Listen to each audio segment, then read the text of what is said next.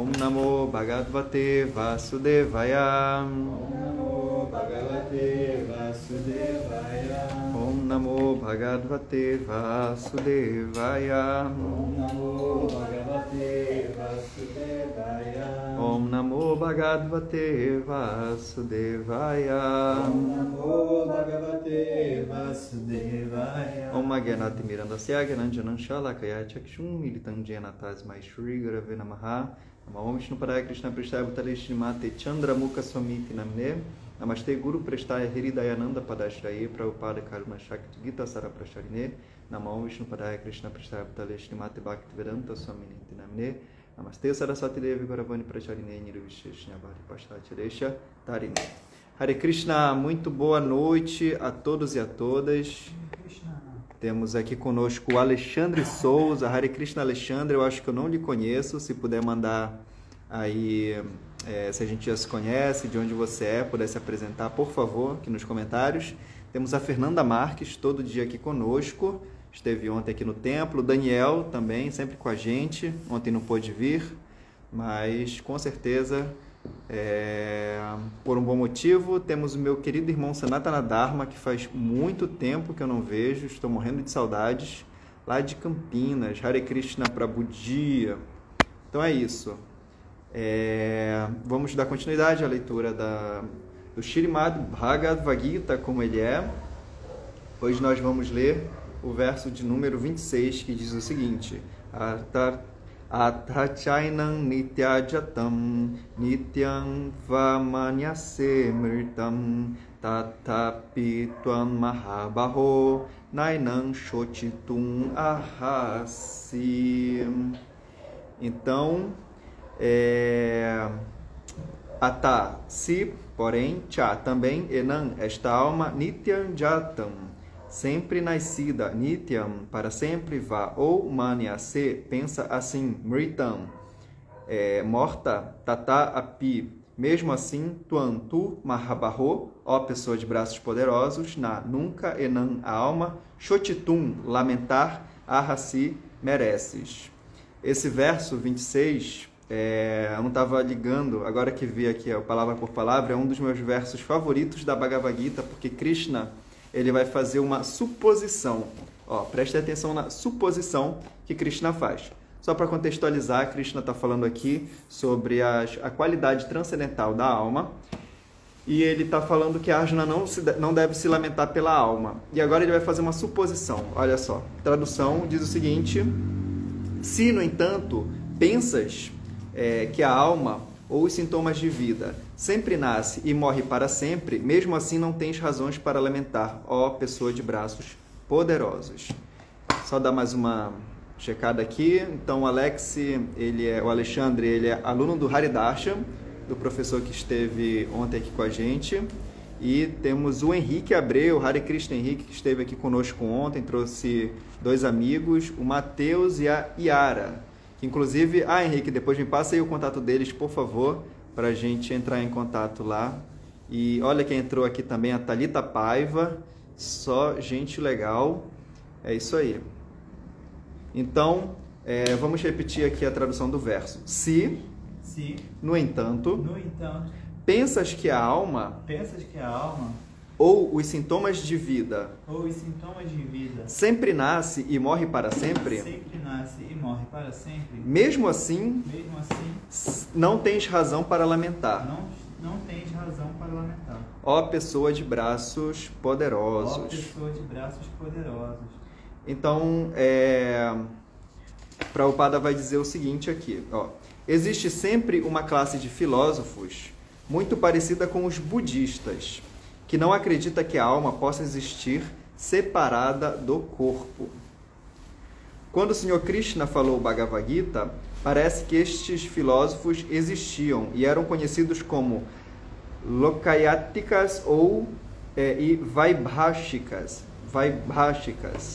Tais filósofos sustentam que os sintomas de vida ocorrem quando a combinação material atinge certa maturidade.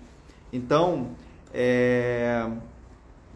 não sei se vocês já ouviram falar que na época da peste bubônica, que era uma peste que foi assim transmitida por... Você fecha a janela aí, por favor? Que foi transmitida por ratos. as pessoas acreditavam que os ratos nasciam do lixo, que eles nasciam de ambientes, assim, por favor, que os ratos nasciam de ambientes, assim, eles nasciam da matéria, de ambientes que estavam muito poluídos. Eles achavam que ali a mistura de roupa velha com aquela lama, tudo mais, produziam ratos. Mas, obviamente, a gente sabe que não faz sentido. A gente sabe que os ratos vinham de mais ratos, né? Então, o que atraía os ratos era aquele ambiente sujo, mas os ratos, eles não nasciam do ambiente sujo, eles nascem de outros ratos, né? Então, tem um verso, um livro muito legal de Prabhupada que se chama A Vida Vem da Vida. Não sei se vocês já leram esse livro, mas ele é interessantíssimo, assim, porque esse conceito, ele é bem apropriado. Porque, assim, até os cientistas mesmos, eles tentam ver, né, de onde será que veio a vida, será se é possível produzir a vida de alguma forma, mas até hoje, e daqui para sempre foi assim, continua e sempre será, a vida ela sempre vem da vida. Então a gente precisa de pessoas, de seres, de animais, de plantas, né, para poder produzir a vida. E não é possível produzir a vida sem que haja uma, digamos assim, uma interferência de mais uma vida, certo? Então, como assim também dizer que, não sei se vocês sabem, né, mas eu acho que a maioria das pessoas sabem que pessoas muito ricas, elas podem pagar um valor muito alto para manter seus corpos congelados depois de que morrem. Fica numa cápsula, assim, uma coisa horrível, fica lá congelada, deve ser nitrogênio, e elas têm a esperança de que quando a ciência avançar e conseguirem ressuscitar a vida naqueles corpos, elas poderão ressuscitar naqueles mesmos corpos, né? E é uma viagem completa, assim como achar que os ratos nascem do lixo. Então, imagina, essa filosofia que tem 5.000 anos e ainda tem pessoas em 2024 que acreditam que a ciência vai avançar num ponto que as pessoas poderão ser ressuscitadas. Mas isso a gente sabe que é uma completa viagem. Então, continuando,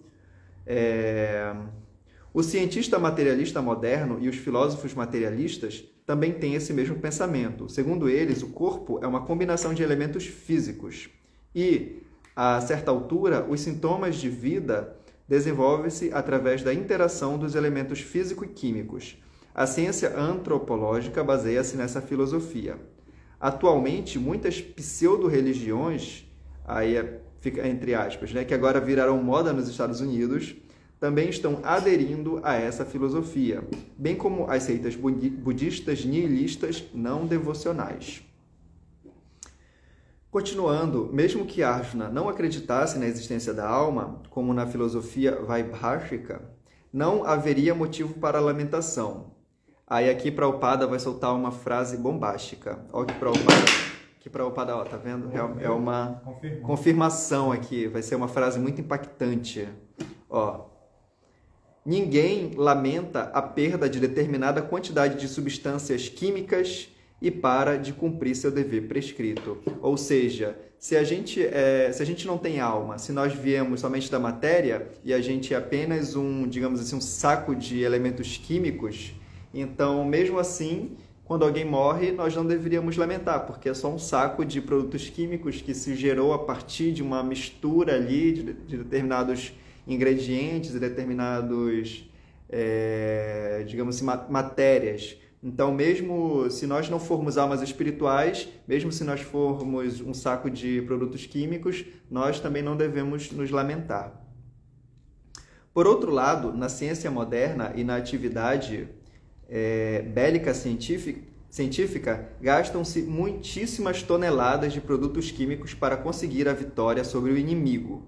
Segundo a filosofia Vaibhashika, a dita alma ou Atma desaparece quando se dá a deterioração do corpo. Logo, em qualquer caso, quer aceitasse a conclusão védica segundo a qual existe uma alma atômica, quer não acreditasse na existência da alma, Arjuna não tinha razão para lamentar-se. Segundo essa teoria, já que existem tantas entidades vivas sendo geradas da matéria a cada momento e tantas delas estão perecendo a cada momento, não é preciso ficar atormentado com esses incidentes. Se não houvesse o renascimento da alma, Arjuna não tinha razão para temer as reações pecaminosas decorrentes do fato de ele matar seu avô e seu mestre. Esse ponto aqui é importantíssimo, porque assim, se a gente for analisar, digamos assim, vamos imaginar que temos a conclusão perfeita de que todas as religiões estão erradas, Deus não existe meta para a nossa vida, a gente veio de uma explosão do Big Bang, daqui a pouco tudo vai acabar. Então, sinceramente, por que existe o bem? Para que existe a ética? Por que existe a moral? Para que eu vou seguir as leis de trânsito, já que nada tem um propósito? Então não existe um propósito para a bondade, porque a bondade ela só existe se existir a presença de um ser divino, de Deus, e também a bondade ela só faz sentido se a gente tiver continuidade nas próximas vidas, porque se a gente não tem um motivo para estar aqui, o único motivo que a gente tem na nossa vida é buscar prazer, dar prazer aos nossos sentidos, porque esse é o único, digamos assim, a única sensação que nós podemos ter digamos assim, entre aspas, de positiva na nossa experiência material. E a gente percebe que a maioria das pessoas estão vivendo dessa forma. Algumas pessoas podem até acreditar em Deus, mas vivem como se realmente não existisse essa presença divina de Deus. Inclusive, Acharyadeva, Hridayananda Das Goswami, ele diz o seguinte: existem dois tipos de teístas, né? Existem dois tipos de pessoas que acreditam em Deus. Um é o teísta filosófico e o outro é o teísta psicológico. Esse daí é muito legal mesmo. O teísta filosófico é aquela pessoa que diz que acredita em Deus, que ela acredita na Bhagavad Gita, pode acreditar na Bíblia, acredita no Alcorão, acredita na Torá, etc. Legal, existe a presença de Deus. Só que essa pessoa ela não necessariamente vive como se realmente existisse Deus. Como, por exemplo, a pessoa ela pode acreditar na Bhagavad Gita, mas pode não seguir os princípios védicos. Uma pessoa pode acreditar na Bíblia, mas pode não seguir os ensinamentos de Jesus. Tem até aquele termo, cristão católico não praticante, né? Que é uma completa viagem, assim. Ou você é católico ou você não é católico. Não existe católico não praticante. Assim como também não existe Hare Krishnas não praticantes. Ou você é ou você não é. Então, nós podemos acreditar em Deus apenas de forma filosófica, ou nós podemos acreditar em Deus de forma psicológica. A questão de ser um teísta psicológico é quando a gente, na nossa vida, aplica os ensinamentos que a gente estuda do próprio Deus, do próprio Krishna, que é o nosso caso. Assim como os cristãos, assim como católicos, evangélicos, eles só vão ser teístas mesmo quando eles viverem aquela filosofia, certo? Então, existem esses dois tipos de teístas. Mas a gente sabe que é muito difícil nós sermos teístas filosóficos. Tanto que Prabhupada, ele fala que a instrução da Bhagavad Gita e de toda a filosofia védica é somente uma. Sempre se lembrar de Krishna, nunca se esquecer de Krishna. Então, essa é o único ensinamento que a gente realmente precisa realizar. Porque se a gente está sempre pensando em Krishna, em todos os momentos a gente vai estar consciente. Então, nós vamos nos deparar com determinada situação e a gente vai pensar, não, eu não vou fazer isso porque não vai de acordo com o prazer, de acordo com a vontade de Deus. Ou a pessoa, mesmo não querendo fazer algo, ela faz justamente pelo mesmo motivo. Como, por exemplo, acordar cedo. Acordar cedo é uma das principais atividades para todo e qualquer espiritualista. Maharaj Purushatraya fala, o segredo da espiritualidade é dormir cedo, acordar cedo. É a primeira coisa. Então, é difícil acordar cedo, acordar 4 horas, 3h30, 3 horas, tem gente que acorda mais cedo, mas é necessário, então a gente faz. E tem coisas que podem parecer prazerosas, mas a gente não faz porque não iria agradar Krishna, certo?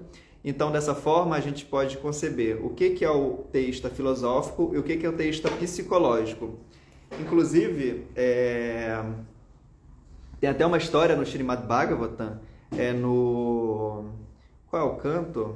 A gravidez de Diti ao anoitecer. É o terceiro canto, né, Krishna Mãe? Eu não sei não. Tem uma história bastante interessante de uma pessoa que estava assim com muitos desejos luxuriosos. Só que essa pessoa, ela estava numa era em que os semideuses, eles... no terceiro canto. É terceiro canto, só não vou lembrar o capítulo. Só que nessa era a primeira era de Satya Yuga, os semideuses, eles eram como nós, assim, eram como pessoas mesmo que apareciam na Terra. Era possível ver em Kali Yuga, né? Na era que nós estamos, não é possível ver os semideuses. Só que essa pessoa ficou muito luxuriosa, aí ela procurou a pessoa que era companheiro, né? Companheiro dela, e falou, olha, eu gostaria de ter relações, tudo mais.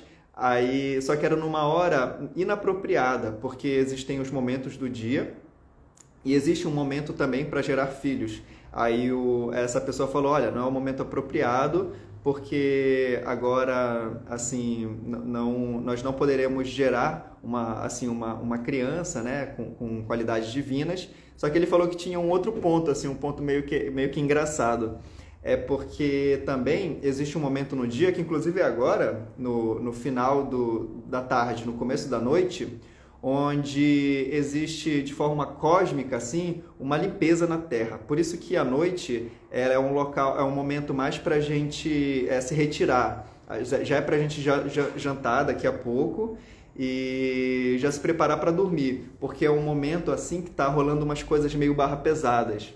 Então, essa pessoa, ela teve esses desejos justamente nesse momento. E naquela época não tinha contraceptivo, obviamente. Então, se gerasse um filho, esse filho, essa alma espiritual, ela viria num momento muito pesado, assim, seria uma alma que estaria nesse momento complexo.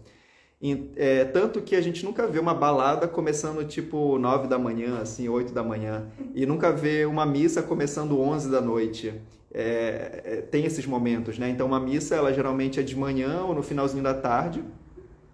E à noite é o momento onde é mais propício para atividades mais sensuais, né? Tipo balada, vou sair para festejar, não sei o quê. Até o carnaval, né? Durante toda a madrugada, assim, porque geralmente é nesse momento.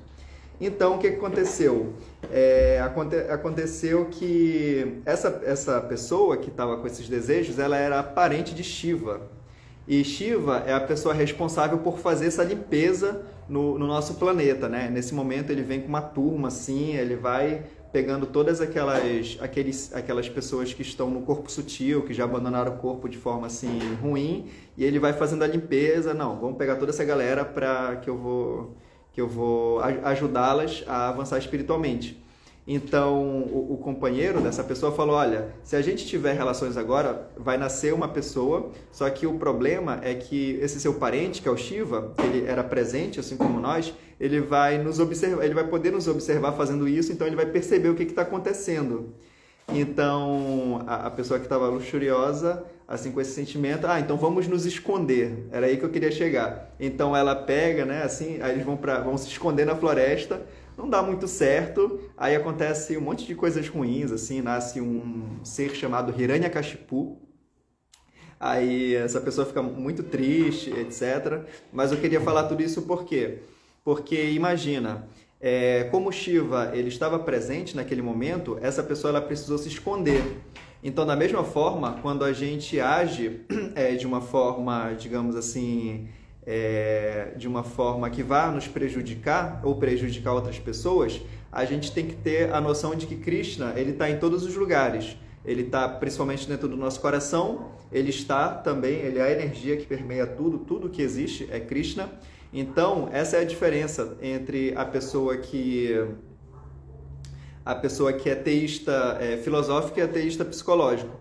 Porque assim, se a gente faz atividades que não são benéficas, a gente vai estar, digamos assim, agindo dessa maneira mais, digamos assim, escondida. E isso não é interessante, porque aí a gente já começa a ter uma vida que não é tão veraz, entende? E na Bhagavad Gita é ensinado que aquilo que a gente fala, a gente tem que fazer. Então, não existe diferença entre o que a pessoa fala e o que ela faz. Se a pessoa fala uma coisa e ela faz outra, essa pessoa é uma impostora, né? Uma pessoa que está agindo de forma hipócrita.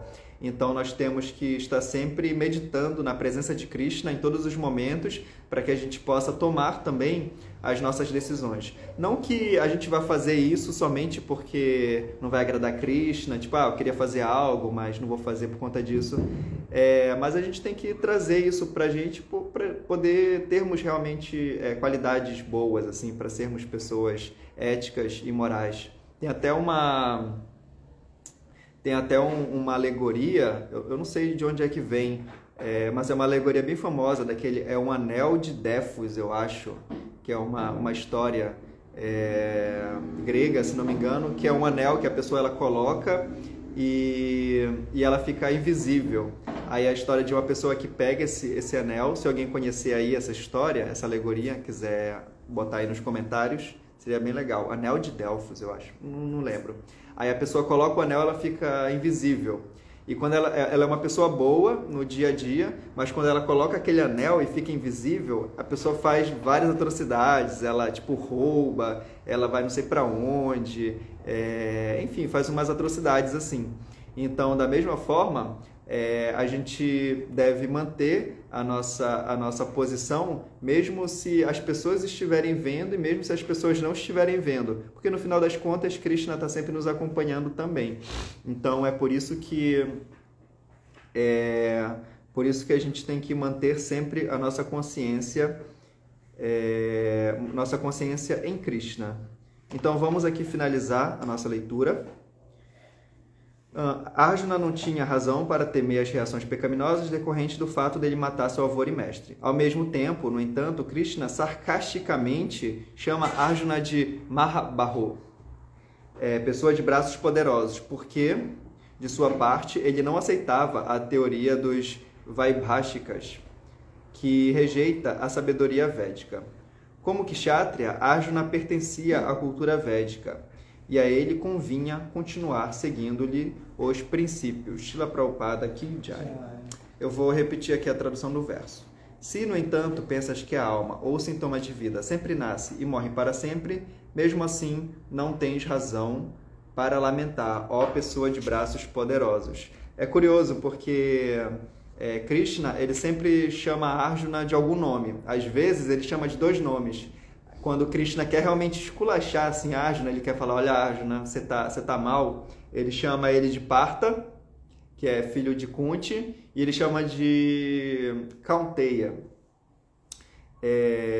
Então, ele quer mostrar, olha, tanto de um lado da sua família, quanto do outro lado da sua família, são todas pessoas muito poderosas, pessoas de uma índole muito boa, então essa sua postura não está condizendo com quem você é. Então essa é a posição, essa é a nossa posição. A gente tem que estar sempre condizendo com aquilo que a gente está seguindo.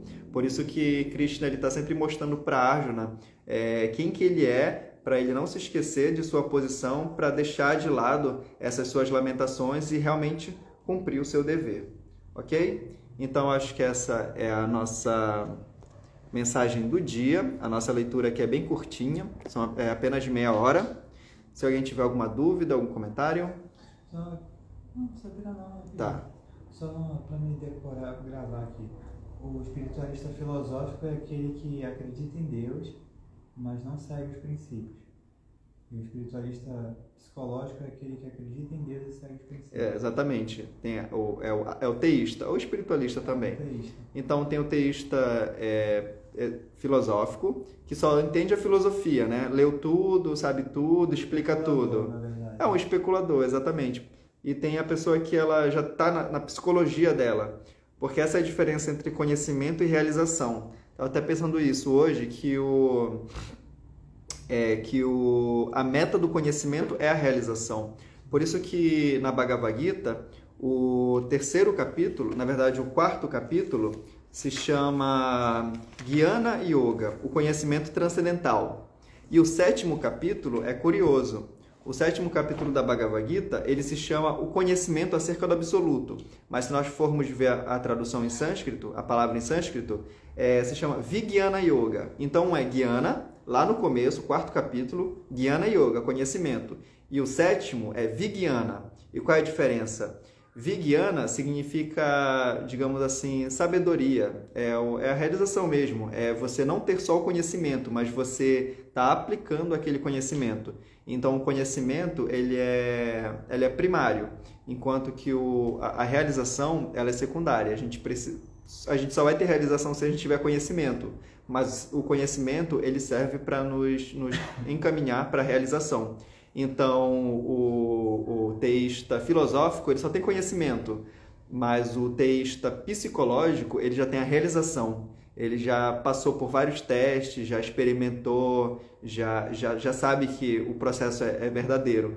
Por isso que a gente precisa de anos para poder realmente entender assim, a Bhagavad Gita num sentido mais profundo. E quanto mais o tempo passa,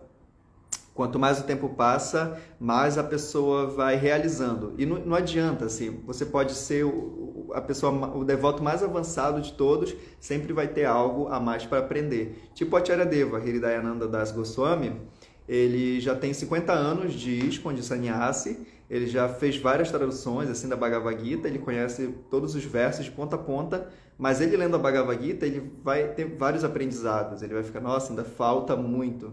Então, para a gente, a nossa meta agora é saturar a nossa mente com conhecimento para que no nosso dia a dia a gente possa observar, está acontecendo isso, está acontecendo aquilo, aquela pessoa falou daquele jeito comigo, mas ela falou por conta disso, tem o meu karma, agora eu tenho que ser dármico, agora eu tenho que acordar, agora eu tenho que dormir, agora eu tenho... Sabe? Então, o conhecimento faz a gente saber aplicar no nosso dia a dia aquilo que a gente aprende, mas a realização é aquilo que vai fazer a gente ficar fixo, porque só pelo conhecimento a pessoa não vai se manter. O que vai manter a pessoa é a realização. Tipo assim, se a gente recebe uma proposta, digamos assim, do mundo material, a pessoa que tem só o conhecimento, ela vai desejar ter aquilo. Mas a pessoa que tem a realização, ela vai falar, como é que eu vou querer isso, tipo isso, se eu posso receber isso, sabe, de Krishna? Então, eu não vou quebrar princípio, eu não vou abandonar Krishna, entende? Por quê? Porque a pessoa tem realização. Enquanto não temos realização, estamos correndo sério perigo ainda. Por isso que a gente tem que se manter. Obrigado. Temos algumas perguntas aqui. O Alex está perguntando, existe a verdade absoluta? Nossa, que pergunta boa. Você pega ali o Srimad Bhagavatam, por favor. A verdade absoluta existe sim, e o conceito... E a verdade absoluta, ela é o tema principal desse livro aqui, ó. Srimad Bhagavatam. Na verdade, o primeiro comecinho aqui, ó, o prólogo de todas as introduções e os prólogos de Prabhupada de todos os livros, nossa, são assim violentos mesmo, eles são muito bons. Eu amo as introduções dos livros de Prabhupada. A introdução começa assim: o conceito de Deus e o conceito de verdade absoluta não estão no mesmo nível. O Srimad Bhagavatam tem como objetivo a verdade absoluta. O conceito de Deus indica o controlador, ao passo que o conceito da verdade absoluta indica o summum bonum, ou a fonte última de todas as energias. É assim que começa o Srimad Bhagavatam. É muito complexo, né, falar sobre isso. Mas só para explicar aqui qual é a diferença entre Deus e a verdade absoluta, é que Deus, ele é aquela pessoa que a gente aprendeu, assim, não criticando, mas a gente aprendeu no cristianismo. É o Deus controlador, todo-poderoso, criador do céu e da terra, etc. Mas a verdade absoluta é a pessoa de Deus, porque Deus é como se fosse um administrador, é como se fosse um cargo.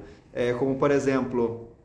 Nós, não vou falar no Brasil para a gente não entrar aqui em assuntos polêmicos, mas um país tem um presidente, tem a figura de um presidente.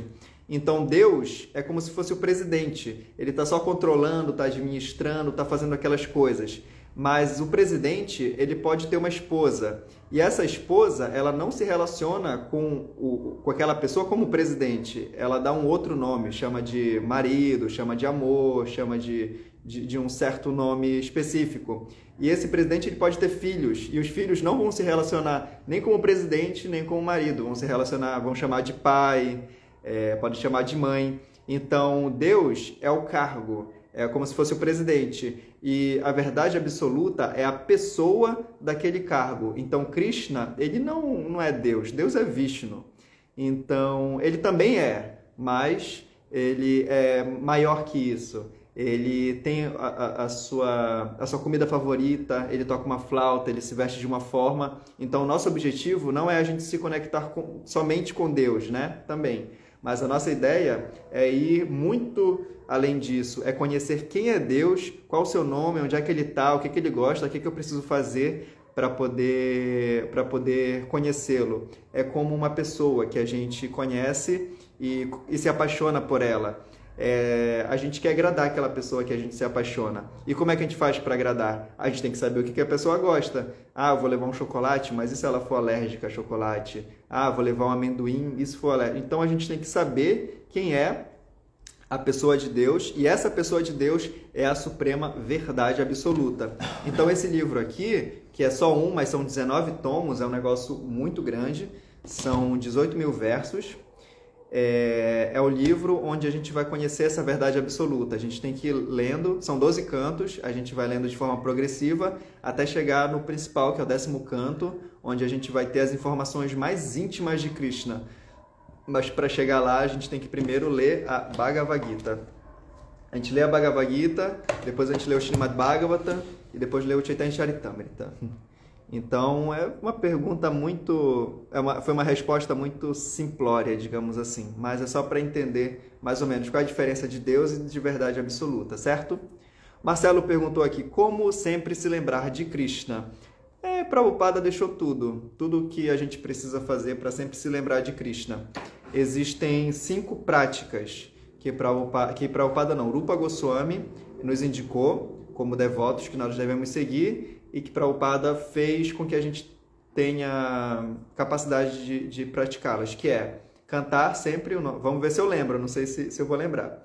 Cantar os santos nomes de Krishna, né? Cantar nossa japa, morar num local sagrado ou fazer da nossa casa um local sagrado, ler o Srimad Bhagavatam, estar em associação com os devotos e Murti Seva é servir as deidades. Então a gente precisa fazer do ambiente que a gente está um local sagrado, precisamos ter deidades para a gente poder ter um relacionamento com Krishna.